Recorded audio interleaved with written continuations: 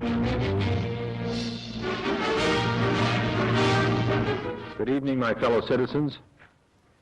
This government, as promised, has maintained the closest surveillance of the Soviet military buildup on the island of Cuba.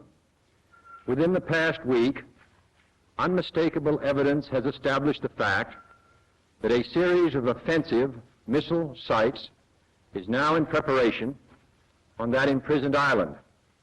The purpose of these bases can be none other than to provide a nuclear strike capability against the Western Hemisphere.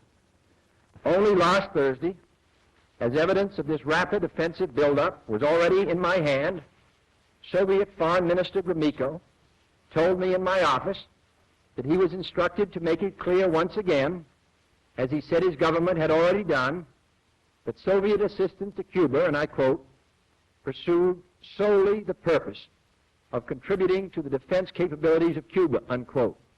That, and I quote him, training by Soviet specialists of Cuban nationals in handling defensive armaments was by no means offensive. And that if it were otherwise, Mr. Gromyko went on, the Soviet government would never become involved in rendering such assistance, unquote. That statement also was false.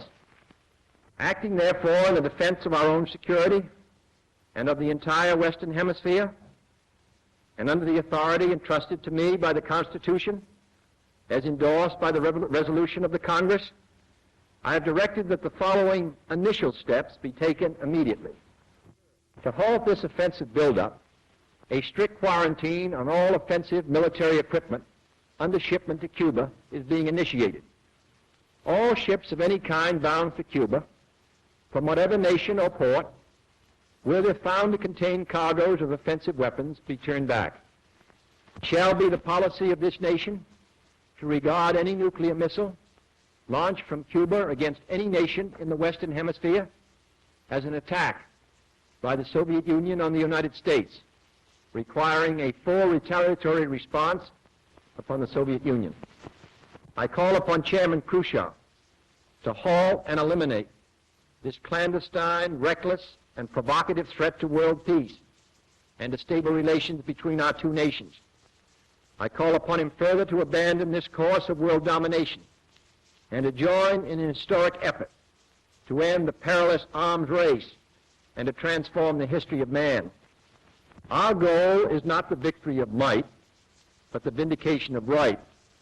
Not peace at the expense of freedom, but both peace and freedom here in this hemisphere, and we hope around the world. God willing, that goal will be achieved.